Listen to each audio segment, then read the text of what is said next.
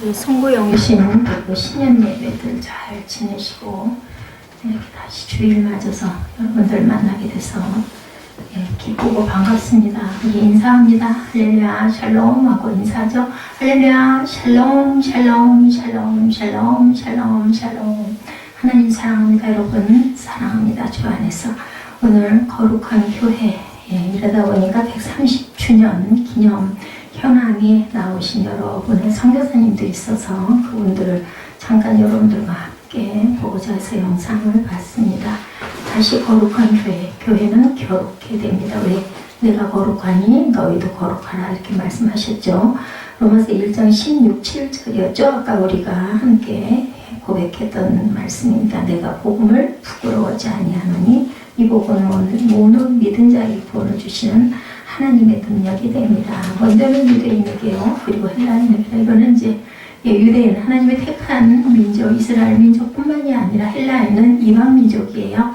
헬라인에 속한 사람이 바로 저와 여러분들입니다. 17절에 복음에는 하나님의 의가 나타나서 믿음에서 믿음에 이르게 하나니 기록된 바 오직 의인은 믿음으로 말미암아 살리라 한 것 같으니라. 이 부분이 우리 그 종교혁명 마르틴 루터죠. 95개 조항을 붙였던 그 내용. 바로 우리 교회 입구에 들어올 때 써져 있는 현수막 여러분들 항상 보실 겁니다.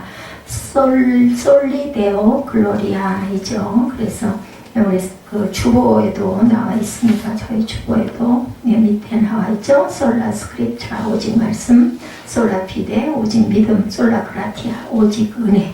그리고 또 하나는 오직 예수님 한 분으로 소리오스 크리스티아스 하고 나옵니다. 여기 소요리문답의 그 장로교 신학의 누가 첫 번째 목사였다고 그랬어요? 우리 9시 예배 길선주 장로님이 우리나라 첫 번째 목사님이 되죠. 거기가 바로 장로교의 본부에서 처음으로 목사 안수를 준 게 바로 길선주 목사님입니다.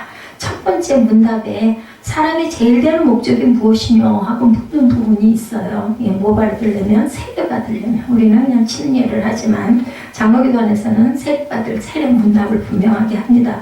그랬을 때 대답은 하나님을 영화롭게 하며 그래서 솔리데오 글로리아 이렇게 얘기하죠. 영원토록 그를 즐거워하는 것이다 이렇게 대답을 합니다. 그래서 개혁 교회 신학이 솔라 올리라고 얘기합니다. 솔라 올리 오직 신학, 솔라 피데 오직 믿음, 오직 은혜, 오직 말씀, 오직 예수님 한 분으로. 우리가 2019년 시작하면서 우리 교회 모토가 무엇인데 왜 이렇게 되었는지는 알아야 되겠는데 제가 이 말씀을 잡고 정한 것이 아니라 예레미야 19장 말씀에 연결된 부분이어서 전 또다시 한번 느끼고 놀랍니다. 하나님이 참 성령께서 내가 너무나 그런 부분이 어둡고 모르니까 때마다 항상 보면 말씀이 탁 와서 꽂히게 해주시는 그런 은혜가 저희 교회에는 있습니다. 솔라라는 말 여러분들 혹시 아십니까? 모든 인간의 권위를 거부하는 신분주의 정신 오직입니다. 오직. 전통, 총회, 교회, 교단, 이런 회의 이런 거 아무 상관이 없어요. 최종 권위, 그것은 바로 솔라, 오직 한 분, 누구? 크리스토스 예수님 한 분 때문입니다. 모든 성경의 권위 아래 있어야 하고 성경의 심판을 모든 것들은 받아야 된다. 솔라라는 이 말은 용어 그 자체로도 충분한데 어떤 것도 더해지거나 감해져서는 안 된다. 성경이면 충분하다. 성경 하나면 오직입니다. 오직. 구원진리, 복음 정도, 성화의 길, 삶의 원리, 개혁, 하나님 계시는 모든 것이 바로 오직 속에 다 포함이 되어 있다. 모든 것이 하나님의 말씀 안에 담겨 있다. 구원을 얻는다는 것은 여러분 무엇일까 생각해 보셨습니까? 오직 믿음으로, 오직 은혜로 우리는 구원을 입습니다. 100% 하나님의 은혜죠. 0.01%의 인간의 어떤 공로나 어떤 선행이나 이런 거는 하나도 더해지지 않습니다. 여기서 갈라지는 게 바로 구교와 우리 기독교 신교와의 차이다. 가끔 그런 얘기들을 많이 하죠. 도대체 천주교도 하나님 믿고 예수님 인정하는데 뭐가 달라서 천주교를 가면 안 되고 꼭 기독교 우리 개신교로 와야 되느냐 이런 질문을 하시는 분들이 있어요. 오늘 이 시간에 말씀을 정확하게 듣고 뜻을 깊이 새기시기 바랍니다. 0.01%도 인간의 공로는 더해진 게 없습니다. 오직 은혜입니다. 0.01%의 무엇 때문에 구원은 절대로 가능치 않다. 불가능하다. 우리 구세주는 예수님 한 분입니다. 여기서 말씀하죠. 사도행전 4장 12절 말씀에 여러분 잘 아는 말씀이에요. 다른 이로는 구원을 받을 수 없나니 천하 사람 중에 구원받을 만한 다른 이름을 우리에게 주신 일이 없음이라 하였더라. 사도행전 4장 12절 말씀 찾기 어려우신 분들은 이쪽에 보시면 되는 누군데 사도행전 4장 12절은 여백이 아마 짧아가지고 위에 그 개혁교회 신학 그 솔라 올리 이거 설명하느라고 아마 빠진 것 같습니다. 사도행전 4장 12절에 뭐라고요? 다른 이로서는 구원을 받을 수 없나니 천하 사람 중에 구원을 받을 만한 다른 이름을 우리에게 주신 일이 없다라고. 뭐 목사가 거짓말할 수는 있지만 성경은 여러분들이 믿고 따르는 말씀이니까 분명하게 증거합니다. 천하의 구원 얻을 만한 다른 이름을 우리에게 주신 일이 하나도 없다라는 거예요. 지구가 1000만 번 깨졌다가 다시 만들어진다 해도 이 유일성, 즉 우리 믿는 사람들에게는 예수 그리스도 외에는 구원의 길이 없다는 진리가 이렇게 선포되어 있습니다. 마르틴 루터는 젊은 시절 법학도가 되고 싶었대요. 마르틴 루터가 누군지 알죠? 종교혁명을 일으킨 본인입니다. 어느 날 길을 걷다가 폭우 속 바로 자기 곁에서 벼락이 내리치는 경험을 합니다. 얼마나 무서웠을까요? 깜짝 기절을 했겠죠. 두려움으로 떨며 생각했다고 그래요. 이 자리에서 내가 죽었다면 나는 죄를 모두 사함을 받았을까? 과연? 이 생각을 했다. 우리가 장례식장을 몇 번 가다 보면 사람들이 좀 엄숙해져요. 진짜 인간의 삶은 별게 아니구나 이런 생각. 어쩜 그렇게 허망하게 누가 돌아갔다고 해가지고 아니 세상에 얼마 전까지 내가 만났던 사람, 같이 밥을 먹었던 사람 이런 경우들 있지 않습니까? 그런 일을 한 두세 번 겪다 보면 장례식장을 가다 보면 도대체 내가 삶으로 온전하게 살아가고 있을까? 내 끝은 도대체 뭘까? 이런 생각을 한 번씩은 다 해봅니다. 그래서 마르틴 루터도 아마 벼락이 자기 옆에 떨어지다 보니까 놀래가지고 내가 온전하게 죄사함을 받아서 구원을 받을 수가 있을까? 저도 하루에도 몇 번씩 이런 생각을 합니다. 나는 천국에 들어갈 확신이 있는가? 그런데 생각해보니까 자신이 없더랍니다. 불가능하게 여겨졌다 그래요. 그래서 기도했다 그래요. 뭐라고 기도했냐면 살려주시면 수도사가 되어서 철저히 회개하면서 살겠습니다. 이렇게 서원을 했습니다. 마르틴 루터 청년 때 얘기입니다.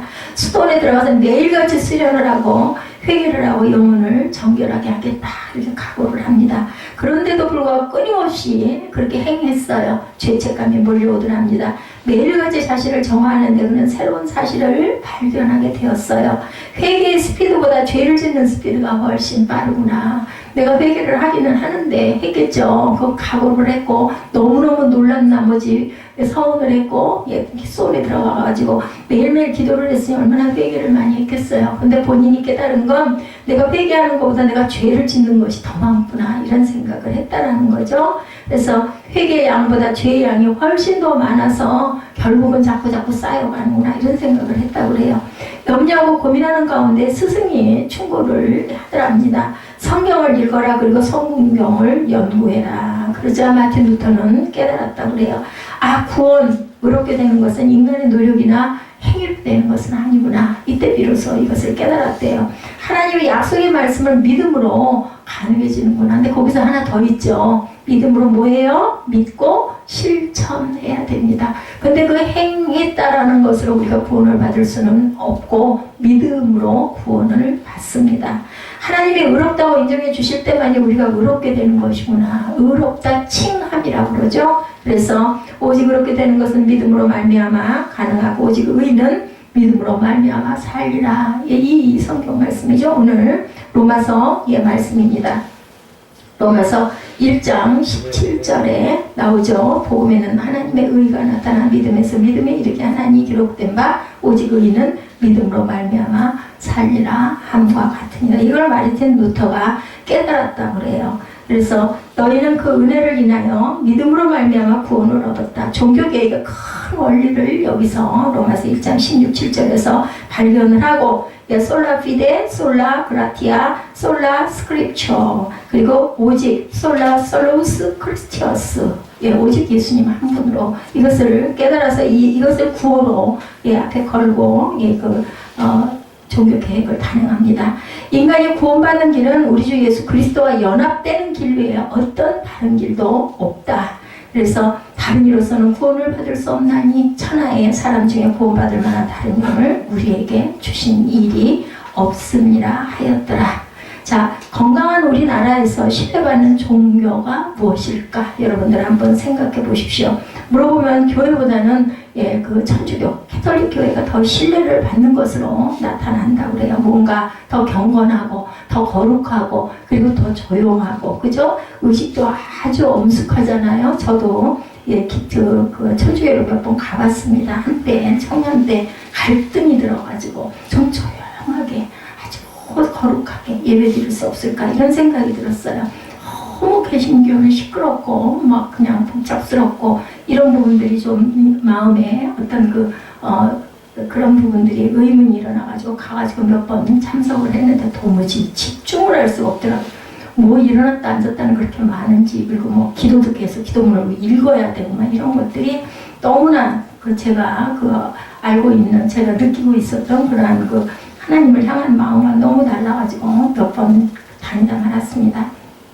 전 세계를 돌아보면 전 세계를 이끌어가는 제1류 국가들, 신뢰받는 국가들은 전부 다 개신교 국가들인 것으로 우리가 뭐 보면 주변에 그쵸? 뭐 미국이 어떻게 발견됐다고요? 청교도들이 예배드리려고 찾는 곳이 인도양을 간다고 가다가 미지의 어떤 섬을 발견했는데 그곳이 바로 지금의 미국이 된 거죠. 여러분들 추수감사절의 유래는 아실 거고요. 독일, 영국 모두 다 개신교 국가들, 그리고 카톨릭 국가들, 나머지 여타의 교를 가진 국가들이 전 세계에 번져 있습니다. 여기에 대해서 많은 논문들이 나오고 있는데 개혁교회 신학은 솔라의 신학, 오직의 신학입니다. 로마 카톨릭의 신학은 그러나 신학입니다. 무엇으로? 행함으로 구원을 받는다. 믿음으로 구원받는 건 맞다. 그러나 행함이 더해져야 하고 있습니다. 그래야 온전한 구원을 받게 된다. 그래서 선행들을 많이 합니다. 선행들 하는 거 굉장히 좋죠. 예수님의 이름으로. 근데 그것으로 구원을 받을 수 있는 것은 아닙니다. 선행을 아무리 많이 해도 예수를 믿음에 어떤 구원의 확신이 없으면은 그것은 구원을 온전하게 받지 못한다. 그래서 개신교에서는 그런 얘기합니다. 천주교 다니다 아이고 반쪽만 발을 걸쳤군. 그것을 온전히 깨달아야 되는데 이런 이야기들을 많이 합니다. 저는 조심스러워서 그런 이야기는 하지 않습니다. 뭐 개신교 성도라고 해서 다 구원받는 것도 아니고, 그리고 제가 생각하기에는 카톨릭을 다닌다고 해서 다 구원을 못 받는 것도 아닐 것 같다라는 저는 그런 마음이 들어서 감히 이야기하지 않습니다. 나도 어쩔지 모르는데요. 그죠? 성경이 하나님의 말씀 최고의 권위인 것은 맞지만 거기에 플러스 행함이 있어야 된다는 아닙니다. 성경 말씀에 지금 아까 사도행전 4장 말씀 우리 함께 같이 합독했죠. 종교 개혁자들이 중세의 신앙적 왜곡을 돌이키는 과정에서 천주교회는 개혁자들을 이단화로 몰았어요. 이단이다. 이단 소리 참 많이 하죠. 개혁교회는 교황을 적그리스도다 이렇게 공격을 했어요. 왜냐하면 교황권은 돈을 받고 면죄부에 그저 죄를 사해주는 그러한 장사를 했기 때문에 종교혁명이 일어난 거예요. 사실은. 지금은 서로의 신앙을 이해하고 수정하고 보완해서 그런 말들을 조심스러워서 하지는 않습니다. 그런데 원래는 그렇게 서로를 공격을 했다. 이단아 그리고 적그리스도 이렇게 공격을 했습니다. 천주교 안에는 개혁교회에 대한 비호와 폄훼가 남아있고 이단으로 몰아가지는 않아요. 아직은. 개혁교회 신학자들도 교황을 적그리스도라고 일컫는 것은 예의가 아니다라는 생각을 가지고 지금은 좀 많이 좋아졌습니다. 그리고 천주교회를 또한 존중하기도 합니다. 또 천주교회도 개신교를 따라서 통성기도도 하고요. 이제는 조금 많이 형태가 많이 달라졌다고 합니다. 저는 가서 그 이후로 보지는 않았습니다. 그런데 개혁교회 신학, 성경적 교리에서 받아들이거나 인정할 수 없는 몇 가지 교리들이 아직도 남아있어서 우리 한번 그 부분을 찾아보도록 하십시다. 주는 그리스도시요 살아계신 하나님의 아들이시니다. 마태복음 16장 16절에 나타나죠. 그리고 내가 이 반석 위에 내 교회를 세우리니 누가 말씀하셨어요? 예수님이 말씀을 하십니다. 그리고 16장 18절에 마태복음 16장 18, 19절입니다. 내가 천국 열쇠를 내게 주리니 이게 뭐예요? 교황 수익권을 주장을 하는 거죠. 베드로가 주님께 고백했어요. 이 고백을 받으시고 주님께서 이 반석 위에 내가 내 교회를 세우겠다라고 말씀하신 거죠. 그리고 천국 열쇠를 내게 주겠다. 근데요, 저는 환상 속에 저도 이 말씀을 받았습니다. 하나님께서 이 말씀 하시더라고요. 여기서 천주교회는 교회가 베드로 위에 세워졌고 교황은 베드로의 후계자이고 교황은 그리스도의 대리자다. 천주교에서의 주장입니다. 이것은 교회가 교황 위에 세워져 있다라고 이야기를 하는데 천국 열쇠가 교황의 손에 들려 있기 때문에 그 열쇠로 죄를 사해 줄 수도 있고 그리고 죄를 줄 수도 있다라고 생각하는 거 여러분들은 어떻게 생각하십니까? 틀렸어요. 이거는 개혁교회는 베드로 위에 세워진 것이 아니라 베드로의 신앙 고백 위에 예수님이 내 교회를 세우겠다. 이것이 맞습니다. 저 같은 사람에게도 천국 열쇠를 내게 주겠다. 교회를 세워주겠다라는 말씀을 하신 거죠. 나와 베드로가 신앙 고백했던 고백의 내용, 우리 주 예수 그리스도로 인한 공동체, 바로 교회라는 것입니다. 천국의 열쇠는 오직 예수 그리스도 안에 있다고 믿고 고백하는 겁니다. 사람이 가장 심각한 로마 천주교회의 신학적 고개와 잘못 중에 하나는 마리아론입니다. 두 번째로 교황 위에 교회를 세워서 교황이 천국 열쇠를 들고 있는 거 잘못됐고 두 번째로는 마리아론. 마리아는 성모 마리아 맞습니다. 그죠? 성 어거스틴 맞습니다. 성자가 붙어요. 성자 맞습니다. 근데 여러분들 아십니까? 여러분들도 같은 영어 표기법으로 하면은 여러분들 성도들도 성자와 같습니다. 사실은 뜻이. 그런데 마리아는 평생 동정녀로 살았다라고 어거지를 부르는데 예수님의 동생들이 있었습니까? 없었습니까? 많죠. 야고보도 있고 그죠? 우리가 잘 아는 야고보사도 예수님의 동생입니다. 많은 동생들이 있었어요. 동생들이 있었다라는 건 마리아가 육으로 살면서 남편 요셉과 함께 동침해서 아이들을 낳았다는 거예요. 동정녀로 평생 살지는 않았습니다. 그도 인간이죠. 존경받아 마땅하지만 경배를 드려서는 안 되고 그리고 마리아에게 기도한다고 하는데 마리아에게 기도해서는 안 되는데 천주교에서는 그것들을 행합니다. 성경에 보면 예수님의 육신의 동생 마리아가 낳은 아이들의 이름이 많이 등장하죠. 원죄가 없다. 이 세상에 살면서 개인적으로 지은 죄가 없다고 가르치지만 육체적으로 또한 승천을 주장하지만 그건 틀렸다라는 겁니다. 그래서 이게 개신교와 천주교의 차이점입니다. 마리아 그 다음에 반석 위에 내 교회를 세우리라고 예수님이 말씀하신 것이 베드로 자체가 교회가 아니라 베드로의 그 말 위에 내가 교회를 세우겠다라고 한 거라는 거죠. 마리아의 중재자 중보자라고 마리아를 부를 때 교회의 어머니 하나님의 어머니라고까지 이야기하는 이거 잘못된 겁니다. 한 걸음 더 나아가 마리아와 함께 교황도 잘못도 없는 교황무호서를 주장하는데 교황도 사람입니다. 교황이 지금 우리 개신교에서는 목사들이잖아요. 똑같습니다. 그러면 목사가 아니라 아마 그렇겠네요. 교단의 총회장 정도가 교황이겠죠. 그러면 교황의 결정이나 선언은 성경처럼 최종 최고 권위를 가지고 있다고 말하지만 그건 잘못된 겁니다. 개혁교회의 모든 성도들은 하나님께 직접 나아가 예배하죠. 여러분들 지금 예배하시잖아요. 하나님께 기도합니다. 자신의 죄를 고백합니다. 그리고 성령의 내적인 확신을 통해서 의롭다 일컬음을 받고 죄사함을 받습니다. 뭐라고요? 만인 제사장 설. 그죠? 여러분들 모두가 저와 똑같은 만인 제사장입니다. 베드로전서 2장 9절에 너희는 왕같은 제사장이요 했어요. 그죠? 로마 천주교회는 성직자가 죄를 용서할 수 있는 권위가 있다 이렇게 가르칩니다. 아니죠. 사제가 세례를 받음으로 원죄가 사함을 받고 고백성사를 통해서 매일같이 쌓아가는 죄를 용서받을 수 있다. 사제가 사함을 사해진다 이렇게 얘기합니다. 이런 신학적 차이는 주님 오실 때까지 고쳐지기가 어려운 부분들입니다.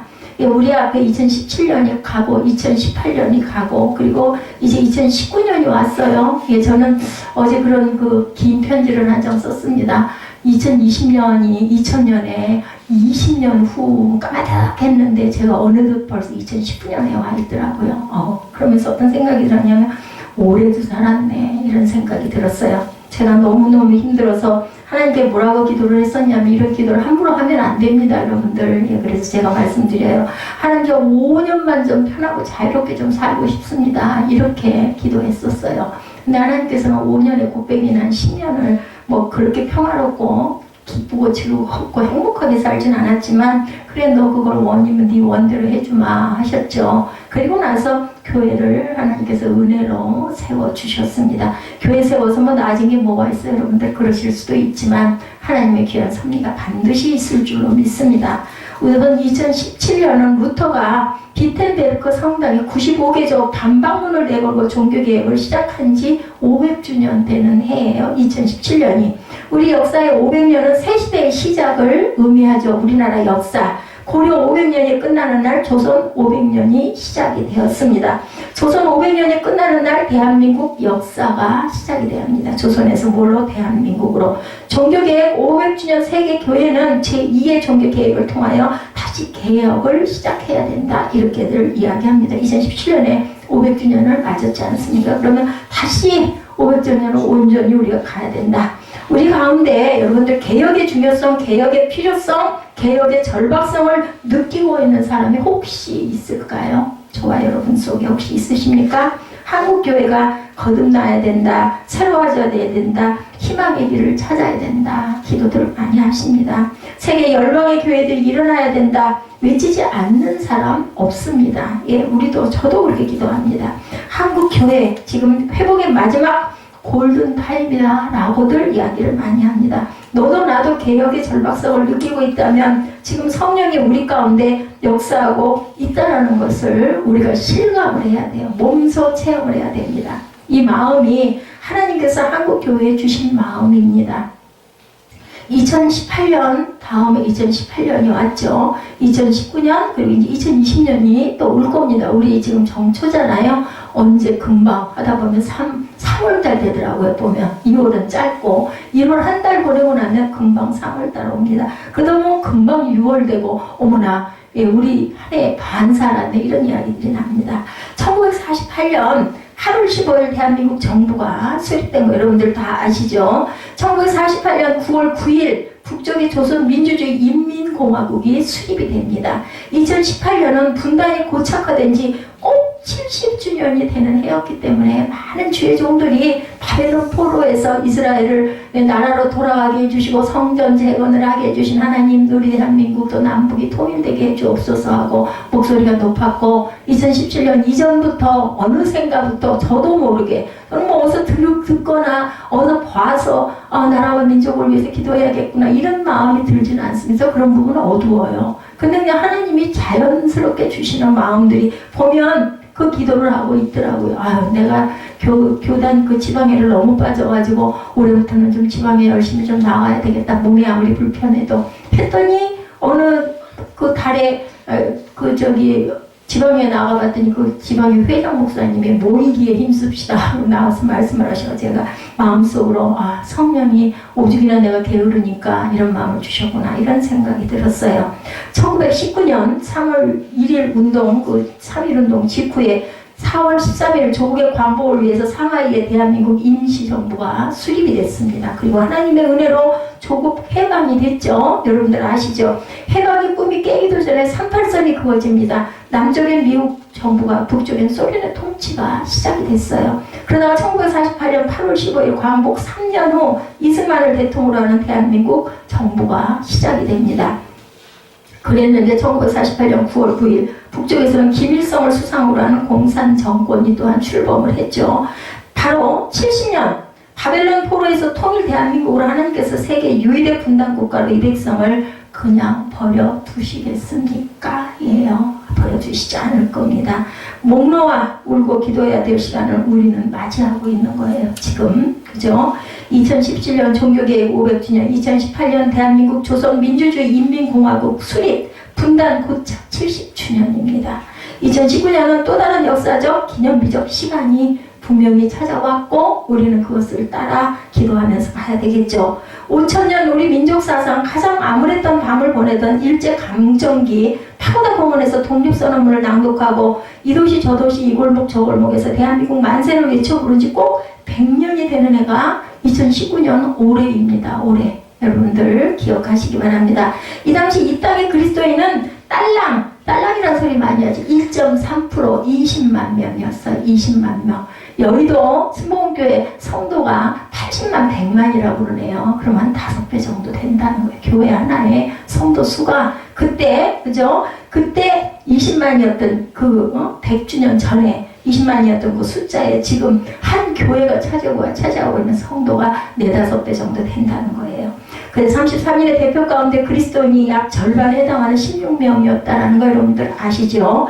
당시 300만 성도, 천도교는 15명, 불교 2명, 천주교 성도는 1명도 참여하지를 못했다고 그래서 300만 명이 성도들이 참여했다고 그러네요. 대한민국 만세 외칠 때. 3.1운동은 우리 민족과 세계 약소국가들의 희망의 빛이 되었어요. 3.1운동으로 인해서 우리나라가 엄청나게 해외에 많이 알려졌죠. 누구를 통해서 아까 선교사님들 여러분들에게 보여드린 부분이 그 선교사님들의 눈물과 피와 땀이 그리고 정성이 우리나라를 많은 해외에 많은 유엔에 어느 곳에 이런저런 곳에 많이 알리게 됩니다. 김이념 독립만세운동 꼭 100주년이 우리 앞에 이제 다가옵니다. 이처럼 우리 민족사 세계 기독사의 기념적 시간을 우리가 지금 맞고 있고 개혁하는 교회 민족의 희망으로 일어서야 할 때 다시 일어서야 할 때를 우리 모든 교회들이 맞이하고 있습니다. 그 중에 하나가 새생명 세립교회죠. 우리 민족은 하나님께 복받은 백성들이에요. 그리고 저와 여러분들에는 누가 뭐라 할 것도 없이 선택을 받고 복받았습니다. 지금은 못 느끼시지만 아까 말씀드렸죠? 예, 우리 먹는 음식 눈에 많이 보이고 음식 안 먹으면 죽어요. 그죠? 예, 일주일 굶으면 사흘 굶어 도둑질 안 할 사람이 없고 일주일 굶으면 물도 안 먹고 굶으면 죽기 시작을 합니다. 사흘 만에 죽는 사람도 있겠죠. 여러분들 공기 몇 분이면 죽는다고요? 3, 4분 숨을 멈추면 그 상태가 계속되면 죽습니다. 공기 눈에 보이지 않아요. 보이지 않는 것이 때로는 엄청난 귀한 것이라는 것을 우리가 알아야 된다. 복음을 전해준 초기 선교사님들은 한결같이 고난받은 이 백성의 친구가 되어주었죠. 아까 보셨죠 여러분들? 특별히 1903년 원산 대부흥, 1907년 잘 아시는 평양 대부흥 이후 선교사님들은 오늘 복음을 전하고 내일 죽을 사람들처럼 삼천리 방방곡곡을 미친듯이 헤매고 다니면서 복음을 전했습니다. 한국말에 능통했던 전킨 선교사님의 설교를 듣기 위해서 끊임없이 부흥회가 요청이 되었고 몇 년 동안 스케줄이 꽉 찼다고 그래요. 너무 지친 몸으로 그는 병을 얻습니다. 동료 선교사님들은 당신은 다음 마을로 와서 복음을 전할 것이 아니라 병원으로 가야 합니다. 그랬을 때도 그 선교사님은 하나님 앞에서 한 이 약속을 어길 수가 없습니다. 그리고 그 몸을 이끌고 다음 그 설교할 곳으로 찾아갔다고 그래요. 다음 마을로 달려가서 천막친 추운 겨울 복음을 전하다가 폐렴으로 쓰러져 죽습니다. 그거 현명한 방법 아니죠. 여러분들이 만약에 가족이었다라면 아마 절대로 말렸을 거예요. 근데 폐렴으로 결국은 쓰러져 죽었어요. 클렉 시릴로스 선교사님은 복음을 전하느라 어린 자녀를 제대로 돌보지 못해서 어린 아이들을 먼저 하나님 곁으로 보내죠. 게일 선교사님은 아내의 죽음을 슬퍼할 겨를도 없이 땅에 묻고 잔디가 마르기도 전에 다음 마을로 복음을 전하러 갔습니다. 의료 선교사 윌리엄 홀은 젊은 나이에 죽었죠. 아까 여러분 보셨죠. 그의 아내 29살 로데타 홀 사모님은 전복이 어린 아이와 함께 본국에 돌아가 다시 선교사로 파송을 받아서 한국에 왔습니다. 그리고 의료시설이 없어 죽어가던 여성들을 위해서 최초의 여성병원을 세우고 여성들에게 복음을 전했다고 해요. 양화진에 여러분들 가보셨죠? 지난번에 루비 캐트릭 24살 처녀의 몸으로 이 땅에 왔습니다. 단 8개월 복음을 전하고 순교합니다. 그의 묘비에는 이렇게 새겨져 있죠. 내게 1000번의 생명이 있다면 그 생명을 나는 한국인을 위해 바치고 싶다. 이렇게 묘비에 써 있다고 합니다. 한국인보다 한국을 더 사랑했던 선교사님들, 피 흘리며 독립운동하다 우리 갇히고 매 맞아 죽었던 헐버트 선교사님, 그 묘비에는 이렇게 새겨져 있습니다. 나는 웨스트민스터 사원에 묻히는 것보다 한국 땅에 묻히기를 원하느라. 웨스트민스터 그 사원에 묻히면요 굉장한 나라를 위한 영웅들이 묻히는 곳이라고 합니다. 그런데 나는 한국 땅에 묻히기를 원한다. 이것이 그들의 진정한 소원이었다는 거죠. 피선교지의 친구가 되어주고 함께 피 흘려주고 매 맞아주고 감옥에 들어갔고 그들은 그렇게 죽어갔습니다. 저와 여러분이 이 자리에 이렇게 앉아있고 제가 이렇게 은혜를 받아 서 있는 모든 밑거름이 이렇게 피 흘린 많은 선교사님들의 은혜, 그리고 이 나라가 통일이 된 것도, 이 나라가 3.1운동을 일으킨 것도, 그리고 3.1운동 기념 그 독립 만세를 외친 것도, 그 조항을 발표한 것도 하나님의 은혜고 역사였다라는 것. 이처럼 세계 선교 역사에서 한국 교회처럼 복받은 나라가 없습니다. 보면 한국 교회는 130년밖에 안 됐어요. 짤막한 선교 역사 속에서 세계 교회 역사상 가장 급성장한 교회들이 되죠. 이 땅에 많은 종교들 가운데 가장 영향력 있는 종교가 되었습니다. 세계 수많은 교회들 가운데 전 세계 선교사를 가장 많이 보내는 교회가 되었어요. 우리나라에 있는 5대인가요? 교회들 5개인가 6개 교회가 세계적으로 1, 2, 3, 4, 5위를 꼽을 만큼 대형 교회들이 세워져 있습니다. 100년 전에 영국 교회는 여러분들이 교회 그보다 훨씬 더 어마어마한 부흥을 경험하고 있었다고 그래요. 100년이 지난 지금 영국 교회는 박물관이 되어버렸죠.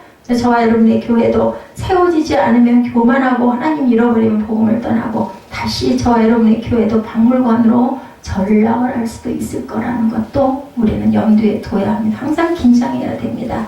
어쩌면 또 다른 대륙으로 촛대로 옮겨가실지도 모릅니다. 하나님께서는 순종하는 자를 쓰세요. 그랬다가 우리에게 선택권을 주셨잖아요. 그거 받아들이지 않고 거부하면 촛대를 옮기신다고 그러죠. 그의 말이 예언이 되었을까? 불행하게도 가장 빨리 성장했다가 가장 빨리 무너지는 교회가 되었다라고 합니다. 세계를 마냥 부르게 하던 한국교회는 이 땅 모든 백성들의 안팎으로의 걱정, 염려거리가 되는 그러한 교회들도 있습니다. 한국교회가 위기라고 하는 말은 너무 많이 들어서 이제는 그냥 타성처럼 들리죠. 그나마 한국에서 가장 건강하게 가장 큰 교단으로 자리 잡고 잘 성장해온 교단마저 한 해에 23,000명의 교인들이 줄어들고 있다고 해요. 100명 모이는 교회가 230개가 문을 닫았다고 합니다. 엔타이저의 한국교회 비판은 더욱 가속이 됩니다. 이단들의 공격은 또한 더욱 그 바람에 악랄해지겠죠. 타종교회의 교묘하고 음흉한 계획들이 고개를 듭니다. 작금의 위기는 교회만의 위기는 아니죠. 그래서 많은 좋지 않은 사단의 역사들이 일어납니다. 포스트 모더니즘, 종교 다원주의, 모든 지역, 모든 영역에서의 위기 이름하여 전방위적인 위기를 맞습니다. 전 세계 정치는 또한 방황하고 있습니다. 그와 함께 경제는 도탄에 빠져가고 전 세계 보호 무역 시대에 있으며 국가적 민족적 이기주의가 팽배되고 있고 국제 외교는 혼란을 겪고 있고 전 세계 군사 국방은 흔들리고 있습니다. 어쩌면 우리 시대의 제3차 세계대전을 볼지도 모른다라는 진단들도 있습니다. 지진과 홍수는 5대 양육 대주에서 기승을 부리죠. 자연재해는 날로 더해갑니다. 여러분들 뉴스로 SNS로 많이 보죠. 정신사는 더욱더 혼란에 빠져서 신사사 시대 각자 자기 속에는 옳은 대로 말합니다. 각자 자기 속에는 옳은 대로 행동합니다. 속에는 옳은 대로 판단합니다. 언제가 그랬어요? 구약에 무슨 시대? 암흑시대, 왕이 없던 시대, 사사시대, 그때 그랬어요. 그럴 때마다 하나님께서는 사사를 세우셔서 외치게 하죠. 아무도 안 듣습니다. 아무리 외쳐도 결국은 그 사사들을 다 때려 죽이죠. 돌로 쳐서 죽이고, 십자가에 매달아 죽이고, 톱으로 켜서 죽이고, 이 사람은 톱 켜서 죽음을 받습니다. 내 편이 진리고 내게 유익한 것이 언제나 진리인 시대를 저와 여러분은 지금 살아가고 있다는 것을 알아야 되죠. 이 모든 위기를 돌파하고 극복하고 일어설 힘은 과연 어디에서 나오는 걸까요? 한 의사가 그런 고백을 했다고 그래요. 아마 신앙인 의사였을 거예요. 아무리 큰 병을 안고 왔다 할지라도 희망이 있습니다. 수술해 봅시다, 치료해 봅시다 했을 때는 정말 다행스럽다는 생각이 든다고 그래요. 근데 희망이 없습니다. 장례 준비를 해야 되겠습니다. 가족에게 연락하십시오. 이런 얘기를 할 때는 정말 어떻게 이걸 말을 전해야 될지 마음이 너무나 무겁고 아프다고 합니다. 그럴 때마다 나는 내가 왜 의사가 되었을까 이런 한탄을 했다고 그래요. 이런 아픔을 내 입으로 그들에게 꼭 전해야 될까 가슴을 치게 된다라는 그런 이야기들을 많이 한다고 합니다. 한국 교회에 과연 희망이 있을까? 있죠. 일어설 수 있습니다. 다시 부흥을 보게 될 것입니다. 손에 손을 붙들고 그리고 이것이 정말 제가 이 말씀을 전할 수 있는 게 정말 희망이고 자랑스럽습니다. 이 시대를 살아가는 것이 정말 보람입니다. 이런 소리를 외칠 수 있다면 그런 목사님이라면 얼마나 기쁠까요? 저는 그렇지 못하다 하더라도 제가 이 자리에 쓸 수 있게 된 게 참 영광이라고 생각합니다. 더 이상은 희망이 없습니다. 더 이상은 길이 없습니다. 부끄러워서 다음 후배들에게 한국교회를 물려줄 수가 없습니다. 이런 말이 나와서는 안 되겠죠. 마지막 절망을 보아야 한다면 나는 이 자리에서 떠날 것입니다. 나는 더 이상 복음을 전할 수 없는 자리에서 목사로 살 수가 없을 것 같습니다. 이런 말을 하는 목사가 돼서는 안 되겠죠.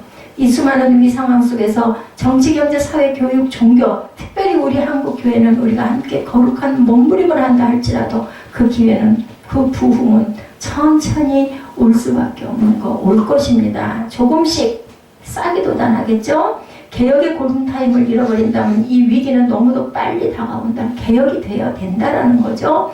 위기는 너무나도 많이 몰려오겠죠. 예, 우리가 교회만이 아니라 민족의 희망, 다시 이 시대에 빛이 돼야 되겠죠. 새빛교회입니다. 새빛교회는 빛으로 드러나는 교회겠죠. 한국교회를 비판하는 사람들이 그리 아니더라도 한국교회는 500년 전 개혁의 대상이 되었던 로마 카톨릭 교회와도 흡사한 모습으로 자꾸 전락해 가고 있다고 그러죠. 성도들의 신앙은 솔리 데오 글로리아가 아니라 물질주의 기복 신앙에 자꾸 물들어가고 있습니다. 뒤에 난방을 트신 거예요. 점점 뜨거워지네요. 신앙은 하나님 말씀 중심이 아니라 세상을 바꿀 수 있는 능력을 상실하고 천국주의 번영 신학에 빠져버렸다라는 것. 교회는 민족의 희망이 되지 못하고 성직, 세습, 교권주의에 빠져 있습니다. 뭐 저희 교회는 그런 축에 들지도 못하지만 보면은 그죠? 계속해서 내 아들이 이 교회를 물려받아야 할 텐데 그러면 억지로 막 물려주고 뭐 회의고 뭐고 없이 재산은 인마이 포켓을 하려고 하는 그러한 교회 목사님들이 많다. 개혁교회는 개혁의 대상이 되었다는 비판에 귀를 기울이고 인정을 해야 됩니다. 개혁된 교회만이 민족의 희망이 될 수가 있습니다. 개혁된 교회는 항상 개혁되어야 한다고 개혁자들은 유언처럼 외칩니다. 오늘 우리들의 교회는 개혁자들의 그 유산을 잃어버렸다라는 것을 알아야 되겠고, 종교 개혁자들은 본래 성경적 교회를 보기 위해서 목숨을 걸었죠. 그래서 종교 개혁이 일어났어요. 루터의 종교 개혁을 막기 위해서 신성 로마 제국 찰스 5세 황제는 제국회의를 열었습니다. 생명을 위협하는 로마 카톨릭과 웰메스 재판정에 서서 루터는 말합니다. 웰메스의 지붕을 덮은 수만 장의 기왓장이 악마로 변하여 나를 죽이려 해도 하나님의 말씀이 옳다고 하면 그것은 옳은 것이다. 이런 용기가 있어야 됩니다. 내 목숨이 1000만 개가 부서진다 하더라도 하나님의 말씀이 잘못된 것을 지적하지 않는 이상 나는 내 잘못을 거들어 줄 수도 없고 잘못이 아님을 확신한다. 이렇게 외쳤다고 합니다. 우리 새빛교회 자랑스러운 교회예요. 뭐 성도가 몇 명이든 그죠? 자고 있는 사무실 사무엘까지도 자랑스러운 하나님의 자녀입니다. 나름 또 그죠? 사람이 다 잘할 수는 없어요. 못하는 부분도 있지만 또 힘을 주는 부분도 있습니다. 밤중에 반주기가 작동을 안 해가지고 혼자 아무리 애를 써도 안 돼. 눈앞이 캄캄하더라고요. 내일 예배 어떻게 드려? 큰일 나네. 몇 시간 후에 예배 드려야 할 텐데 새벽 2시에 가서 아이를 깨워가지고 그래도 투덜거리지 않고 나와가지고 만져가지고 오늘 여러분들 찬양하셨죠? 반주기가 이제 10년이 되다 보니까 오작동이 일어나고 아예 작동을 안 하고 누르니까 계속 덜그럭덜그럭 하는데 겁이 나가지고 어떻게 할 수도 없고 뭐 사람도 없고 아니 아침에 그날 일을 치면 어떡하겠어요. 우왕좌왕 하겠죠. 뭐 어쩔 수가 없어가지고 깨웠는데 그래도 나와가지고 이렇게 들여다보더니 뚜덕뚜덕하고 뭐 만지고 뒤집어 엎어서 뭐 어떻게 해보고 하더니 뭐 빼더니 그걸 쭉 빼더니 이게 걸려서 그래. 그럼 조금 있으니까 되더라고요. 얼마나 고마웠는지 몰라요. 어저께 네가 여기서 자기 참 잘했다. 제가 정말 감사했어요. 하나님이 이렇게 사람을 써서 지킵니다. 그렇게 해가지고 제가 부족하니까 그래도 아들을 뒤에다 두셔가지고 그래서 차도 축복을 합니다. 제가 넌 잘만 해. 밤에 그나마도 또 못 자고 일어나가지고 한 30분 애를 썼으니까 우리 교회 성경적인 교회예요. 복음적인 교회예요. 감당하고 있는 거 아무것도 없지만 여러분들 너희 두세 사람 내가 모인 곳에 내가 함께 하겠다 말씀하셨고 한 영혼이 천하보다 귀하다 하셨으니 여러분은 수천의 영혼이 여기 모여있는 것이다. 저는 늘 그렇게 생각하면서 여러분들에게 전합니다. 우리 개신교의 역사, 교회 부흥 그리고 선교사님들의 이야기를 예배 첫날 우리 2019년 첫 주일 예배로 저와 여러분이 함께 나누게 된 것을 저는 감사하게 생각합니다. 들으면 잊어버리시겠지만 그렇구나 그렇구나 그러게 일단 한번 듣고 깨닫기만 해도 저는 그게 은혜입니다. 성령의 교회에서 벗어난 교회가 되어서는 안 되겠죠. 본래 교회 진리의 맥을 이어가는 복음의 피를 이어가는 주님의 심장을 이어가는 교회를 새롭게 출범시킨 것이 바로 종교개혁이라는 것을 아시기 바랍니다. 종교개혁은 초대교회의 맥을 이은 교회예요. 그래서 루터와 칼빈 종교개혁자들은 중세 어둠의 위기를 개혁과 희망으로 바꿔서 이루어냈습니다. 미신과 세속 집단에 전락하는 위기 속에서 주님의 심장 속에는 바로 그 기회를 되찾아내죠. 그래서 종교개혁을 의미하는 리포움도 이런 종교라는 것은 없다. 교회가 달라지면 세상이 달라지고 교회가 변화되면 세상은 변화됩니다. 그래서 교회로부터 시작돼야 된다는 메시지가 리포움도 종교란 말이 없는 종교 계획이라는 것을 여러분들이 알고 가셔야 할 것 같습니다. 종교 계획의 자세는 누가 누구를 비판하자는 것이 아니고 종교 계획은 나부터 달라지기를 결단하고 종교 계획은 내가 먼저 변화하기로 다짐하고 종교 계획자는 개혁을 상대화하지 않습니다. 종교 개혁은 곧 나 자신의 개혁이고 나의 회개, 평가 이런 얘기 있죠. 아이들 성적 평가할 때 상대평가, 절대평가, 절대평가에 절대평가. 나 하나, 내가 회개하고 내가 개혁하고 내가 정신 바로 차리고 바다에 보리새우가 있어요. 그죠?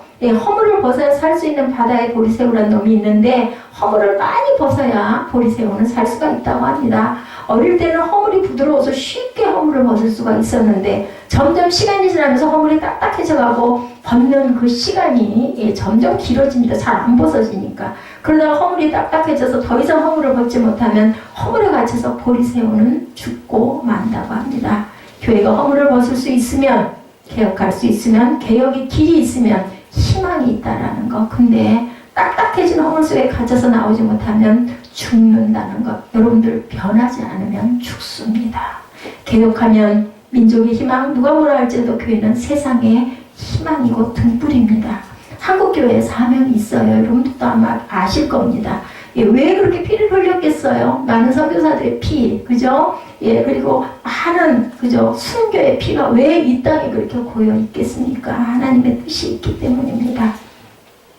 유럽을 지나서 미국을 거쳐서 소아시아를 거쳐서 한국 땅에 전해졌던 복음.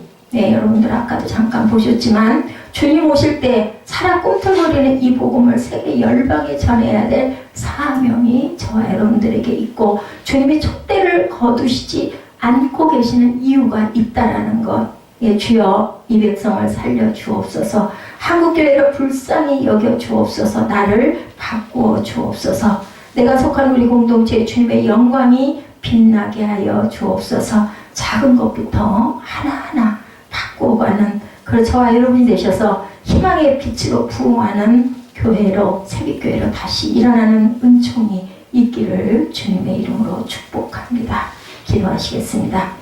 하나님 감사합니다. 아버지, 이 나라의 부흥의 역사, 아버지 하나님 주님 마르틴 루터의 종교개혁을 통해서 이 땅에 들어왔던 아버지 신앙 그리고 많은 선교사님들의 피를 저희들 한번 돌이켜봅니다. 오직 말씀으로 오직 믿음으로 아버지 저희들 주님 오직 은혜로 살아가는 하나님의 귀한 자녀들 오직 예수가 다라는 것을 깨달아 아는 하나님의 귀한 자녀들 다 되게 하여 주옵소서. 감사드리옵고 예수 그리스도 이름 받들어 축복하며 기도드렸사옵나이다.